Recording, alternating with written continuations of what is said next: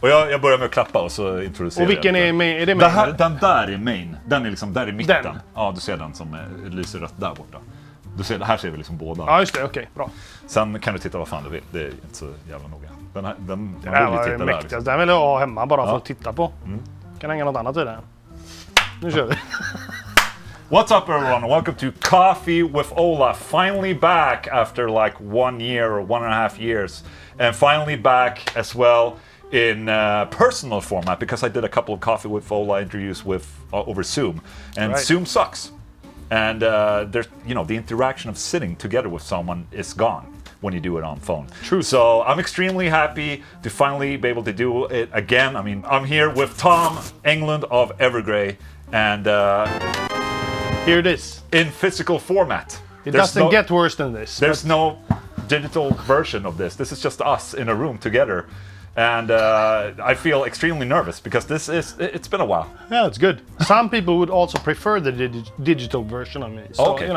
Well, they're gonna watch it on YouTube anyway, so that's pretty digital. Yes. So I have to start with giving a little bit of history of my connection to Evergrey because it starts pretty early. It starts with me hearing Nosferatu on, I think it was a close-up collection CD.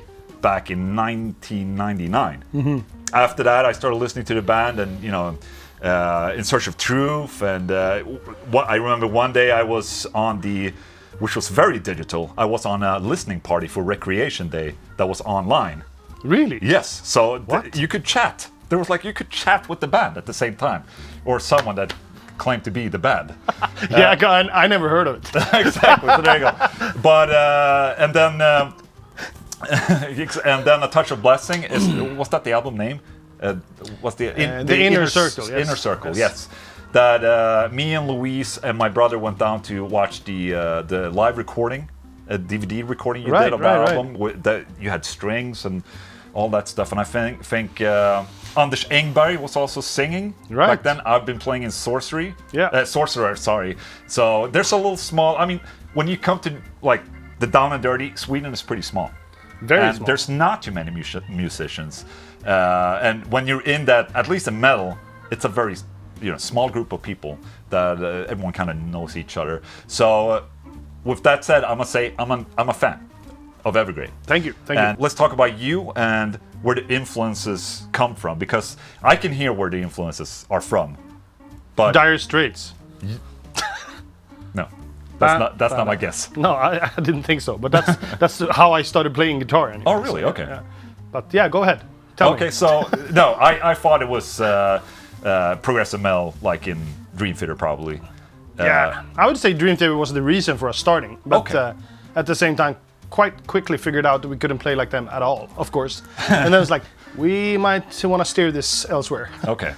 So that's what we did, and that's why we sound like we did today. But I mean, one could say that Dream Theater was a big and the sole purpose for us starting to play that type of music. There weren't really that many bands during that, like in the 90s, that sounded like Dream Theater. There weren't too many progressive metal bands. No. I mean, if you call Queensryche as close as can be, but other than that, there wasn't anyone like Dream Theater. I hadn't heard of any, and I mean, I know that when I heard Pull Me Under for the first time, I never heard anything like that. Yeah. Production-wise, playing-wise, I mean, I was amazed. So yeah, of course, that was a huge inspiration to get started and trying to aim for something bigger than. And James Labrie as a singer too. Everything. Yeah. I loved James Labrie back in the day, and I mean, we had him on our last album now, and I mean, that was such a closing the circle moment for me personally to write melodies for him, because I know his melodies are like the back of my hand. Yes. So I mean, amazing to hear that. Yeah. My words, his voice.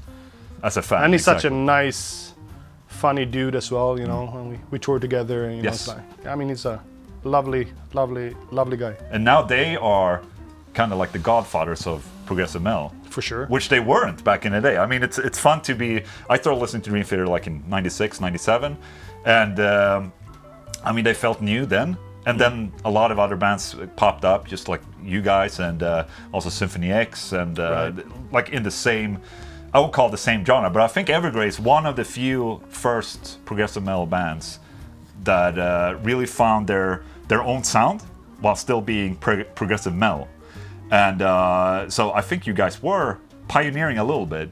And this is not meant to call you old, but you're kind of... But it's the goddamn truth. You're like old legends now. No, but you're also becoming like a little bit of a Godfather type of band, in my opinion. Yeah, well, that's just great in a sense. And at the same time, it's so weird for us because there's no difference for me doing this now or doing it when I was 21. Yes. And as a matter of fact, our biggest commercial success was the last album. So it's like our peak is like very hardly noticeable, but it's going upwards. So do you think that's because of other newer modern progressive metal bands that you kind of, also grow with them? Like, how is it? I mean, you've been releasing albums since the 90s in this genre, which is a pretty niche very genre. much so, yeah. But like this year, Dream Theater won a Grammy. Yes. And that must help the whole genre in general. I hope so. I mean, it was about time. Yes. They really deserve it. And now we have a Grammy-winning singer on our album, which is awesome. Exactly. So solely for that purpose. Yeah. I mean, what I'm saying is that being a progressive metal band is not making it easy for yourself. To have the progressive label, I mean, on your like a sticker on your CD was not a selling point. No. It was rather the opposite. Did you try and remove that? I mean, to be honest, we never even considered ourselves being that progressive because, as I said, when we discovered we couldn't play like that, we were like, oh, fuck it, let's do something else. And then I would say we're like a melodic metal band with progressive elements. Yeah, whatever. Yeah. So, but yes, I mean, I listen to Symphony X and I listen to a lot of progressive bands, but not like Johan, the bass player of us. I mean, he's like a progressive nerd, I would say. Yes. I mean, all the way back to Genesis and all those type of bands. Yes. I like Pink Floyd, for instance, a lot, but yeah. So I don't know. It didn't help us back in the day. Nowadays we get a lot of props for sticking with our guns in a sense, so. Exactly. So you guys, do you feel like it's paid off? Or that, I mean, okay. But it's a good question actually, because in terms of we're still here, we're more relevant than ever. Yes. We're still doing what we always done. So now it pays off in a big way for me. Yes. For us, for all of us, and in different ways too. But yes. Did you ever feel that? Oh, maybe we should do something to, make it go quicker? Like, because we know what would make a band bigger. Sure. We never did that. Switch music a little bit. I mean, we have had guests on our albums, of course. That was our sort of aim, to bring in more people via them, like Floor from Nightwish, and Andy LaRock from King Diamond, and Matthias E. Eklund from Free Kitchen, and so forth. But other than that, and James LaBrie, other than that, we wouldn't sort of stray from our main idea of our sound just because of trying to get more listeners. Yes. I mean, then we should have started with screams. We started with melodic singing when in a time where everybody was. I came from a death metal background, so to sing then was weird for people. Yeah, and nu metal was a thing also. At that time. Yeah, and people were angry. Yes, exactly. And you were happy. We're still angry. What do you mean? And I was just sad and miserable. Yeah, exactly. So. Tell us about you have a new album coming this year too. You released an album last year. You have a new album coming this year, Heartless Portrait. And how is it that you can release an album almost within a year? It is within a year. Yeah. That is a lot of work. Yeah, I mean, actually, I think the first single came out before. Yes. It was even a year. Yeah, I mean, it is a lot of work. At the same time, it's what we do. Yeah. Everybody else goes to work, 8 hours per day. Yeah. If we did that, we would release 4 albums per year. Yeah. But usually we're touring, right? So that's why we're so used to having an album every other year or every third year. So right? Because of the situation, you might as well just sit and write. Yeah, and I mean, I think it was actually the day after Escape of the Phoenix came out, we had a band meeting because we figured out we couldn't be touring and pushing. we couldn't be touring at all. So we said, okay, let's see if we still have it in us to write more. And then we went back to our writing dens and started, fucking around with our own personal ideas, and then met up again 6 weeks later, and we had like 50 song ideas. So I guess yes, it's just great. It's very impressive, I must say. I mean, I think a lot of bands, they probably waited a little bit. Some people took the opportunity of writing, but I think a lot of bands also waited. Because some people just enjoyed doing nothing. Yeah, exactly. Just taking the because time off. We're never off, right? So yeah, I mean, it's like driving your own business. You're never on vacation, right? No, so exactly. So I think a few of our friends, the more fortunate ones, that they had a long vacation and didn't record albums. Yeah. No names mentioned, but no, I mean, I felt, let's see what happens now if I just keep on writing. And I figured out a thing. I figured out how my brain works now, because all of us who write music, we are afraid of getting this writer's block, right? Yes. So I was just waiting for that, because I also released 2 Silent Skies albums and a bunch of a Redemption album we recorded too, and lots of stuff. And I just figured out the more I write, the more inspired I get. Okay. So it's like I gotta talk to some neuropsychological person, like a neurosurgeon or something. Would be cool to sort of measure that to see if an area in your brain is getting activated, is getting bigger by being inspired. I actually think that's the case, to be honest. So taking vacation would be a problem? Yes. Interesting. In that aspect. Yeah. In many other aspects, a very good thing. It's a good point, because there was, just to give a little example of my own experience, is that like a couple of years back, I didn't write anything for a year. But then I decided to make these Sunday with OLAs that happen every Sunday, and I had to write something for them. And just as you said, just because you have to write something, I needed that push at least that I have to write something, and at least you write something. Yeah. Even it's not maybe the best you've ever written, or anything like that, but it's just good to get out of your system. And then there's always like, oh, there's this one riff that at least works, and it's like you said, it's just, and then it keeps on going, and you write a lot of shit.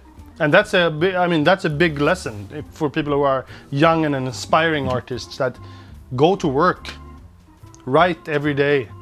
There is music that you're gonna have to write to get to the music that you will put on an album.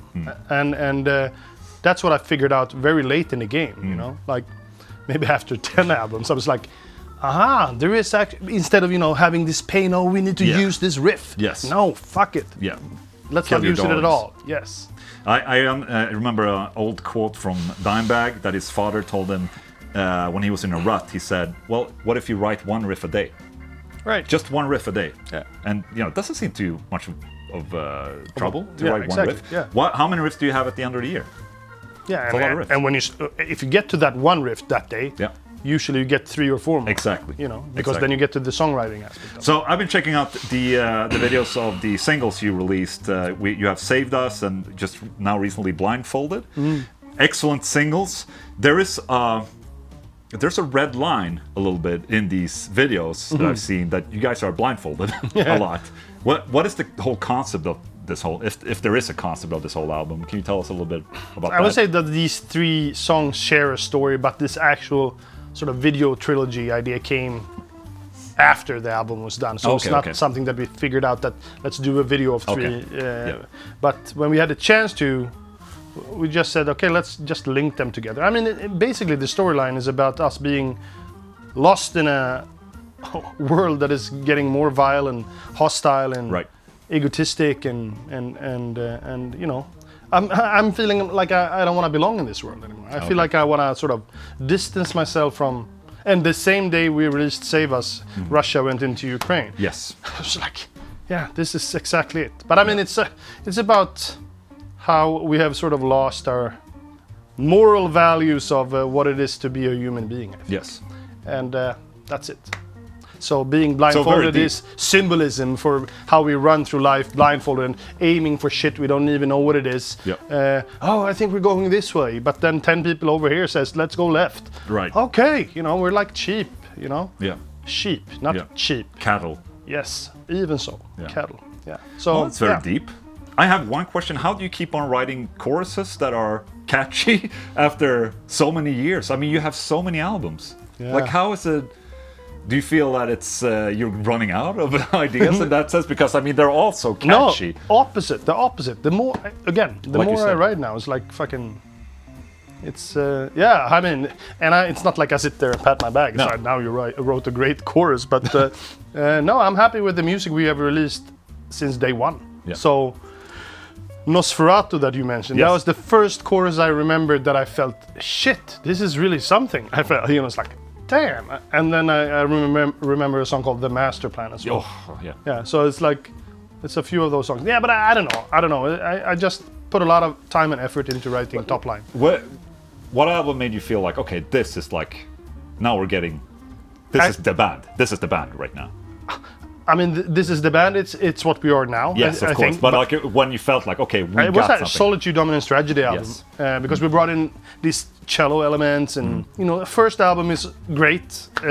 Dark Discovery. Yeah, I mean, I wouldn't say that the music is amazing for me personally, but it was great to have the experience of releasing a debut album. Yes. Yeah, we were just happy about that. Yes. But then you get to the second album, and I experienced this with Silent Skies now as well. You get focus. Yeah, you get it more focused, and this is how we're gonna sound somehow. So it's a good way to get it out of the system, and then you can concentrate on what worked, what did not work, and so on and so forth. Yeah. That's cool. Album gets released very soon, 20th of May. And good luck with that. I'm going to go to the gig. You have brought a bunch of guitars. Yes. I want you to talk about them because they're beautiful guitars. Here's a brown guitar. Yes. But this is nice also color. but this is also one of my. I mean, let's talk about how I view guitar playing first of all, because this very much sets the foundation for how I view guitars. Yes. I worked in a music store for 10 years where I played sort of every guitar in the world. Basically, I heard Heaven's on Fire 8,000 times per day for 10 years. So I hate that song. But guitars, I love guitars and I love guitar playing. But first and foremost, they are a tool for me to write a song. Right. And then you need great instruments. And I remember I got a Hondo guitar, Flying V. That was my first guitar. You can't even sit with the damn thing. It was like fucking. Yeah. And the string height was like this. Yes. But now I've been lucky to work with Caparison for 20 years now, I think. So I brought a few of the guitars that we wrote the last 5 albums on. So this is a Dellinger Prominence, Maple Neck. That's all I know about it. All of them have their Caparison microphones, pickups. But is that a split? I'm seeing that you have a hot rail and a neck pickup, a single coil neck. Yeah. So do you run them together or you split them basically? It's just basically like it would be 3 pickups. Yeah, exactly. Okay. Yeah, it's just position down the neck. And it sounds amazing. I don't use them very often, but I use them for some speedier picking. That one has 27 frets, does it? This one, Yeah. the Dellinger. Yes. No, this is the Brocken. Shit, I have a Dellinger on my own. Okay. Yeah, this is the Brocken, 27 frets. What Caparison pickups on all? Yeah, of them? on all of them. Okay. I don't see a reason for changing them. No. I'm also doing my own signature model now with Caparison, which is going to be based on this guitar pretty much, but with some features that I miss personally, you know, and look-wise some changes, of course, color and such, and volume knobs, and I'm in the midst of it right now. Are you? Is it gonna have a Floyd or is it a? Yeah, it's gonna be this. I mean, we've been talking back and forth about, creating a cheaper model, but Caparison wants to do their thing, and I respect that, and that's also what I Also sell the guitar that you actually use. Yes, and I'm sure I can play a much cheaper guitar as well. But this is what I play, and I don't wanna change them for like better pickups or because they sound amazing to me. You know, so I don't need anything else. But we also have so many different tunings. So this is like a drop G. Drop G. So this is standard A, right? Yeah. Yes. Exactly. So this is the same, but we drop this A string to G. Okay. And this is in drop C. Yes. All right. And then when so drop C is like the most common tuning you use, or? It was. Yeah. It was. Nowadays, it's like, I would say it's like 30% each of these 3. Okay. For the newer albums. Okay. And for... I remember, was it the song Recreation Day was it sounded like the absolute first song that was down-tuned a lot, I remember. And it was the first time we used the 7-string Ibanez on. Yes. But it wasn't down-tuned. I mean, it was in standard. Yeah, but then when we played it live, I couldn't sing it. Because it was like super fucking high. Oh, okay, okay. Like, so then we down-tuned that. Oh, okay. And that's how we got to A. All right. I remember that because that was like, oh shit. Like they mean business now. That's definitely a 7-string. What is it? I can't even remember. Oh, is it on this? Yes. Let me crank. Now what is it? Yeah, something like that. Now it's even heavier, right? But I remember it was so fucking cool because Henrik brought the guitar in. Yes. And I never played a 7-string, but we started playing 7-strings then. And it was this Steve Vai, multicolor one. Oh, the Universe, yeah. I think. Yeah. I think he actually took away all the color of it. Henrik, you are a stupid boy. But I mean, how good does that sound? I don't need another pick. It's cool, man. It sounds good. I want to hear the drop G, man. Can you play that? Just play. Oh, play it. Drop G. So this is the drop G guitar. Yeah, we use it for, and it's even. Sounds great. What is it? Blindfolded is.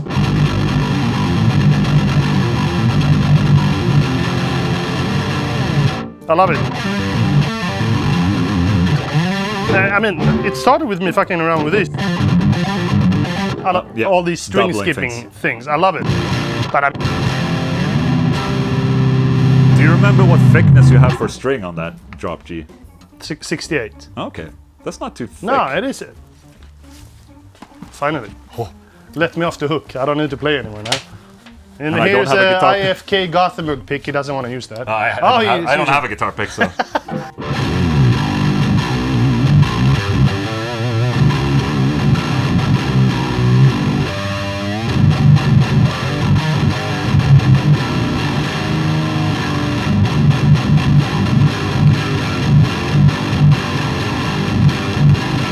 Doesn't it sound great?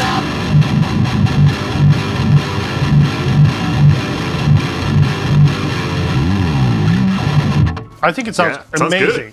For me, it's everything I need in a sort of heavy. It still sounds clear. I mean, that's the problem. Usually, when you tune down, it becomes very just disappears a little absolutely. bit. But then we also we used one of these neural. Okay.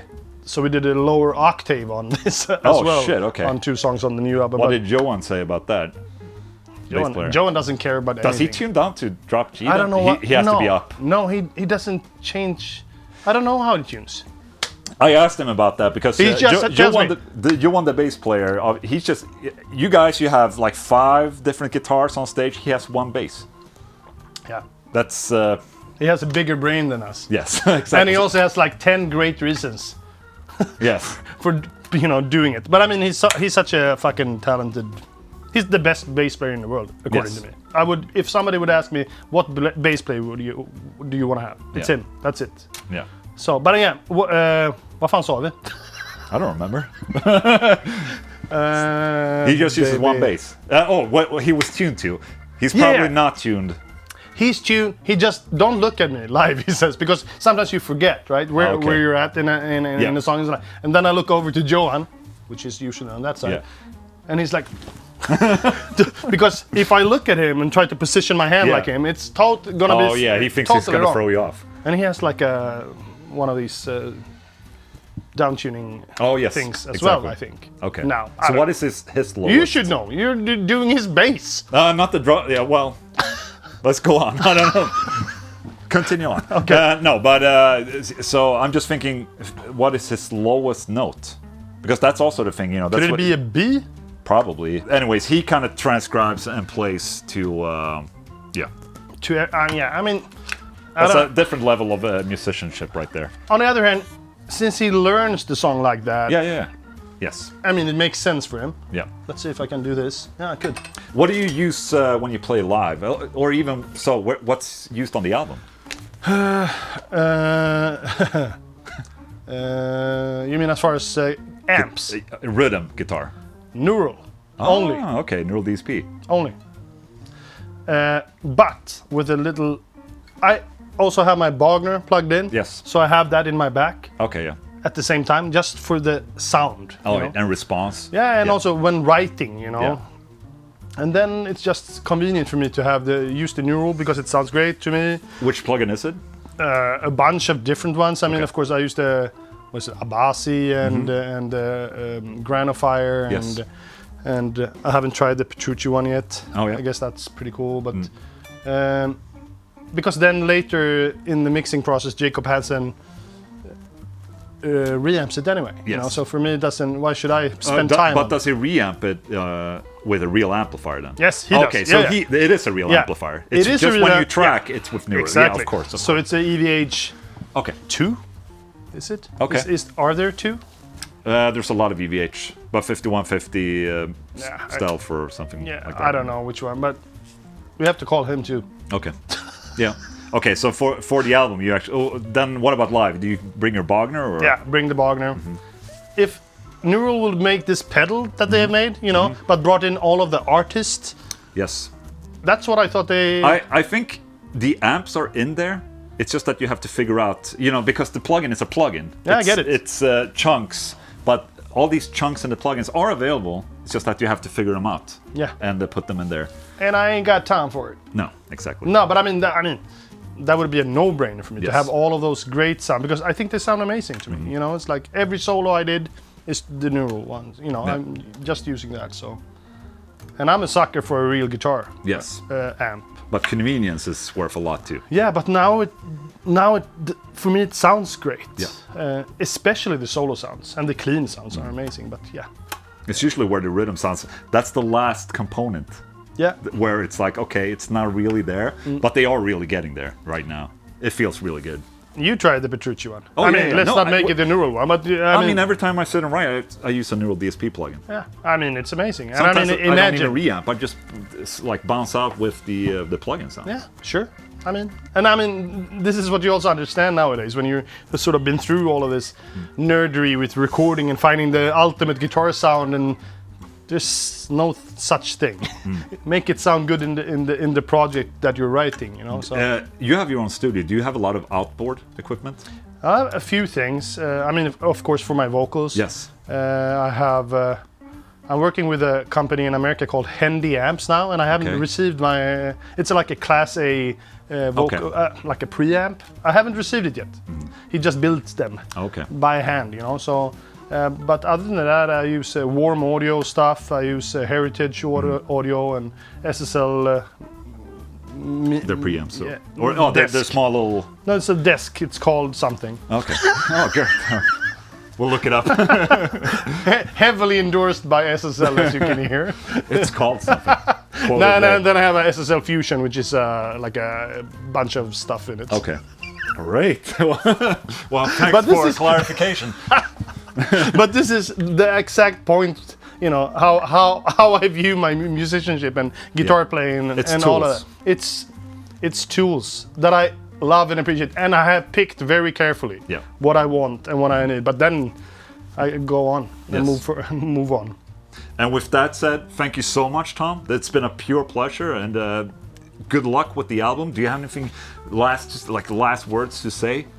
Yeah, maybe if you haven't checked out Evergrey at all, and you think you know what we sound like, then you should probably check it out, because it's probably not what you think it is, I read about a guy the other day who thought we were a German power metal band, and that is so as far away from it that you can come, pretty much. So Swedish power metal band. Lots of great guitar playing, I would say. Yeah. That's one of the things that I really liked about Evergrey is just it's a progressive metal band, but it's riffs. Yeah. And there's solos. Like real solos you have Henrik, but you're also an amazing guitar player. Like Thank you. You're singing and you're also pplaying incredibly well on guitar. It's even though you say that you're not as no one is as good as Dreamfitter, it doesn't matter, because you're on your own level of things. And as a Pantera fan, I can hear some Pantera stuff. I can hear a lot of things in there. And there's so many things in the details of Evergrey, which I think is great. And that's what I want to mention about guitar playing. Because soloing is great and all. If you're a solo guitar player artist, it's fantastic. But 95% of a song is playing a rhythm guitar, and that's where I based my choice of guitar, because it's the rhythm. It needs to be sturdy and in tune. You heard it. There it is. There it is. Guys, thank you so much for watching. The new album, Heartless Portrait, is going to be out 20th of May. You better check it out. The singles are already out. Save Us and Blindfolded and... Midwinter Calls. Midwinter Calls. I'll put a link to them in the description of this video. Thank you so much for watching. Goodbye. Bra.